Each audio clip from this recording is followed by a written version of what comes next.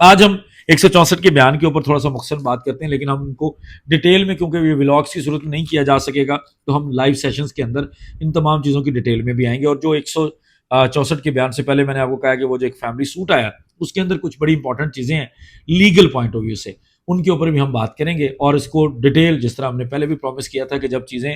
چلنا شروع ہوں گی تو ہم ضرور بات کریں گے. اب میں آپ لوگوں کو بتا رہا ہوں کہ ٹرائل شروع ہونے لگا ہے، اب سزا جزا کے معاملے کی طرف بات جانے لگی ہے. اور یہ جو نکاح ہے یہ بہت جلدی انشاءاللہ تعالی یہ آپ لوگوں کے سامنے ختم ہو جائے گا. آپ اس کو دیکھیں گے کہ ہمارے قانونی پروسیجر کے اندر کس طرح اس کو ختم کروایا جاتا ہے، وہ بھی آپ لوگوں کے سامنے ہوگا. آج ایک اپلیکیشن دی گئی ہے بچی کی طرف سے کہ میرا 164 کا بیان ریکارڈ کیا جائے. یہ پہلی درخواست ہے جو ذاتی طور پر بچی اپنے نام سے دے رہی ہے، اور جس کے اندر بچی ڈیٹیل میں ایکسپلین کر رہی ہے، جس میں وہ کہتی ہے کہ جی میرا 164 کا بیان ریکارڈ کیا جائے کیونکہ میں چاہتی ہوں کہ میرا موقف آنریبل کورٹ کے سامنے آئے. اور وہ میں کیوں چاہتی ہوں، میں آپ لوگوں کے سامنے کچھ حقائق اور کچھ گراؤنڈز بیان کرنا چاہتی ہوں. جس پر اس نے کہا کہ میں نے ایک نکاح کو ختم کرنے کے لیے دعویٰ کیا، میں مائنر ہوں اور میں وکٹم ہوں اس کیس کی، اور اب میں نے ایک دعویٰ دائر کیا ہے 15/4/2023 کو، جو کہ کراچی کی فیملی کورٹ کے اندر فکس ہے، اور جس کے اندر میں نے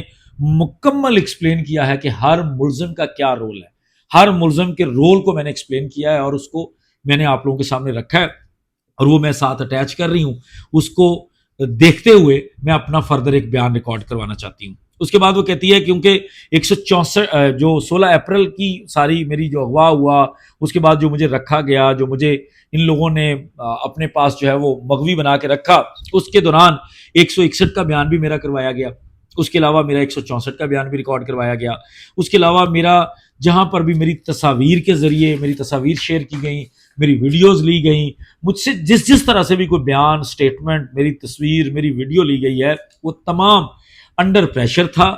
تھریٹ میں تھا، انڈیو انفلوئنس کے ساتھ تھا، اس لیے اور پراپر فورس سے مجھ سے لیا گیا تھا، جس میں یہ جو ملزم ہے اور اس کے جو اہل خانہ ہے یہ مجھے فورس کرتے تھے، اور وہ فورس کرنے کے بعد مجھ سے وہ ساری چیزیں لی گئیں. اور ان ساری چیزوں کو میں نے ڈیٹیل ریزنز میں ایکسپلین کیا. اب میں نے آپ کو کیوں کہا کہ میں اس فیملی سوٹ کے اوپر بعد میں بات کروں گا، تو اس کے اندر انہوں نے ان پیراگراف کا ذکر کیا ہے. بچی نے بتایا ہے کہ میں نے 19 نمبر پیرا میں، 20 نمبر پیراگراف میں، 22 نمبر میں، 24 نمبر میں، 34 نمبر میں، 36 نمبر میں، 37 نمبر میں، 42 نمبر میں، 45 نمبر میں، 46، 47، 66، 67، 70، 72، 74، 76، 78، 79، 80، 81، 83 اینڈ 87، یہ جو پیراگرافس ہیں اس کے اندر میں نے وہ ساری چیزیں ایکسپلین کی ہیں. کون سی چیز کس طرح سے مجھے انفلوئنس کر کے لی گئی، میرا بیان 161 کا کیسے انفلوئنس کیا جاتا تھا، 164 کا کون مجھے ڈکٹیٹ کرتا تھا، مجھے تھریٹ کرتا تھا، میری تصاویر اور میری ویڈیوز کیسے ریکارڈ کی جاتی تھیں، میری سٹیٹمنٹس کیسے بنائی جاتی تھیں. تو میں نے یہ ساری چیزیں ان تمام پیراگرافس کے اندر ایکسپلین کی ہیں. پھر وہ کہتی ہے کہ جو 164 کا بیان میرا پہلی دفعہ ریکارڈ ہوا 26 اپریل کو، وہ اس وقت لاہور کے میجسٹریٹ کے سامنے تھا. اور بڑی مزے کی چیز ہے، دلچسپ چیز یہ ہے کہ مجھے جو کہا گیا مجھے وہ تو میں نے کیا ہی، اس کے اندر جو میرا وکیل بن کے یا جو بندہ میرے ساتھ کھڑا تھا اور جو مجھے انفلوئنس کر رہا تھا، وہ رائے خرم ایڈوکیٹ کا دوبارہ ذکر کیا گیا. اور یہ وہ بندہ ہے، یہ میرے کان میں جو بھی کہتا تھا، مجھے یہ ظاہر ہے مجھے پورے رستے میں ایک تھریٹ سے، ایک انفلوئنس سے لے جایا جاتا تھا. میں ملزمان کی حراست میں تھی، ان کی جو بھی جنہوں نے اغوا کیا ہوا تھا، جو مغوی تھی میں بنی ہوئی، تو وہ ان کی میں جس حراست کے اندر رہ رہی تھی، جو انہوں نے مجھے لیگلی ڈیٹین کیا ہوا تھا، تو اس کے اندر مجھے جس طرح بتایا جاتا اور رائے خرم باقاعدہ طور پر میرے ساتھ کھڑا ہو کے میرے کان میں کہتا تھا، تو مجھے اسی طرح سے کرنا پڑتا تھا. اور اس کے بعد مجھے وہاں پر یہ کہا گیا، اگر جج صاحب کہیں کہ آپ نے دارالامان جانا ہے، پولیس کے ساتھ جانا ہے، والدین کے ساتھ جانا ہے، تو آپ نے کہنا ہے نہیں، مجھے صرف اور صرف ملزم کے ساتھ جانا ہے، اس کے علاوہ مجھے کوئی اور ڈائریکشن نہیں دی گئی تھی. جس کی وجہ سے اس 164 کے بیان میں نے یہی بیان دیا کہ مجھے ملزم کے ساتھ رہنا ہے. اور کہتی سب سے بڑا جو اس کے اندر ایک پوائنٹ ہے وہ یہ ہے کہ یہ وہ رائے خرم اس وقت وکیل تھے، وہ ملزم کے وکیل جو میرے ساتھ مل کر میرے وکیل بن کے کر رہے تھے، جو میری کیس کے اندر ملزم ہے، اور میری جو میرا ٹرائل چل رہا ہے اس کے اندر وہ اس کے نان اویلیبل وارنٹس بار بار نکل چکے ہیں. تو ایسے لوگوں کو ہم یہی کہتے ہیں کہ وہ ایبسکانڈر ہے. تو وہ اگر ایک ایبسکانڈر بندہ جو میرا بیان کروا رہا ہے اور جو میرا وکیل بن رہا ہے، تو یہ سب سے بڑا مشکوک کام ہے. لہٰذا وہ 164 کا بیان جو ہے اس کی قانونی طور پر کوئی حیثیت نہیں ہے. پھر اس کی کاپی بھی انہوں نے اٹیچ کی ہے. فردر وہ کہتے ہیں کہ 164 کا بیان جو ہے ریکارڈ کرنے سے پہلے کسی جج صاحب نے یہ گوارا نہیں کیا کہ بچی کی عمر دیکھ لی جائے، پہلے بچی کی عمر کا تعین کر لیا جائے. تو بچی کی عمر کا تعین کرنے کے بعد ظاہر آپ نے دیکھنا ہے کہ بچی مائنر ہے یا میجر ہے، آپ نے اس کو اس کے حساب سے اسیس کرنا ہے. یہ کسی نے کوئی ایسی زحمت نہیں کی کسی آنریبل کورٹ نے اور ڈائریکٹلی میرا بیان ریکارڈ کر لیا. حالانکہ جس عدالت کے اندر اب یہ درخواست دی گئی ہے اس میں ایک بچی کا کشمالہ کا کیس ہے جو کرنگی کے اندر ایک ایف آئی آر ہے اور اس میں جبران ناصری وکیل ہیں. اس کے اندر جب بچی کا 164 کا بیان ریکارڈ کروانے کی کوشش کی گئی تو آنریبل کورٹ نے سب سے پہلے بچی کا میڈیکل کروایا. جب میڈیکل کروایا تو بچی مائنر نکلی اور اس کو پھر جو شیلٹر ہوم ہے وہاں پہ رکھا گیا. بچی کو فردر 164 کے بیان کے اوپر یہ نہیں کر دیا گیا کہ ملزمان کے حوالے کر دیا گیا، تو ایسا نہیں کیا گیا. اس کے علاوہ 161 کے بیان کا حوالہ ہے. 161 کا بیان وہ ہوتا ہے جو آپ پولیس کے سامنے دیتے ہیں. اب پولیس کے سامنے جو بیان ہے وہ بڑی دلچسپ چیز ہے کہ ابھی تک اس بچی کا 161 کا بیان انڈیپینڈنٹ نہیں ہوا. اس کا جو پہلا 161 کا بیان لیا گیا تھا وہ بھی ملزم کی موجودگی میں لیا گیا تھا کہ ایک بندہ ایک کیس کا ملزم ہے، دوسری وکٹم ہے جس بچی کے بارے میں اس کے والدین کہہ رہے ہیں کہ اس کو اغوا کر لیا گیا ہے. آپ اسی کے سامنے اس ملزم کے سامنے اس بچی سے بیان لے رہے ہیں. تو وہ آلریڈی چونکہ ان کی حراست میں تھی، ان لوگوں کے اس میں شکنجے میں تھی، ان لوگوں کے چنگل میں تھی، تو اس لیے وہ بچی بیان اپنا نہیں بدل سکی. اس لیے وہ کہتی ہے کہ میرا 161 کا بیان بھی ملزم کے حق میں آیا. اسی طرح باقی تمام چیزوں کو اس نے ایکسپلین کیا، لیکن اس نے کہا کہ میں نے اب اپنا جو فیملی سوٹ فائل کیا ہے اس کے اندر ان تمام پیراگراف میں 19 سے لے کے تقریباً 87 تک وہ پیراگراف ہیں، اس کے اندر کچھ ڈفرینٹ ہیں. باقی تمام پیراگراف میں اس نے تمام چیزوں کو ایکسپلین کیا ہے، جس کے اندر وہ کہتی ہے کہ کس طرح میں نے یہ ساری چیزوں کو جھٹلایا ہے اور وہ ساری چیزیں غلط ہیں، بے بنیاد ہیں. چونکہ اب میں ریئلائز کر چکی ہوں، میں سیف ہوں، اپنے والدین کے پاس ہوں، میں ان چیزوں سے ریکور کر چکی ہوں، میں نے وہ سارا جو فیز دیکھا ہے میں ان چیزوں کو ایکسپلین کرنا چاہتی ہوں اور وہ میں نے آلریڈی ریٹن میں کر دیا ہے. اب میں آپ کے سامنے بول کے ایکسپلین کرنا چاہتی ہوں. اس کے علاوہ آنریبل کورٹس کے کچھ فیصلہ جات کا حوالہ دیا گیا ہے، جس کے اندر آنریبل کورٹس نے بڑا کلیئرلی، لاہور ہائی کورٹ نے بڑا کلیئرلی کہا ہوا ہے کہ ایسے معاملات میں بچی کی ایج کا بڑا عمل دخل ہوتا ہے. بچی کی اگر ایج کم ہے تو اس کے حساب سے ہوتا ہے. اس کے علاوہ بچی اگر بیان دینا چاہتی ہے، مائنر وکٹم اگر خود بیان دینا چاہتا ہے تو اس بیان کو ریکارڈ دوبارہ کرنے میں کوئی حرج نہیں ہے. ظاہر ہے پہلے یہ سمجھا جا سکتا ہے کہ جو بھی بیان بچی سے لیا گیا ہے وہ انڈر انفلوئنس ہو سکتا ہے، اور وہ فیکٹس بھی یہی کہتے ہیں، حالات بھی یہی کہتے ہیں کہ اس وقت بچی ان کے چنگل میں تھی جب بچی کا 164 کا بیان ریکارڈ کروایا گیا. اس کے علاوہ وہ کہتی ہیں کہ جو 161 کا بیان کراچی کے اندر ایک ہوا ہے، جو آپ کو یاد ہوگا جب بچی کو ہم نے دارالامان لاہور سے روانہ کر دیا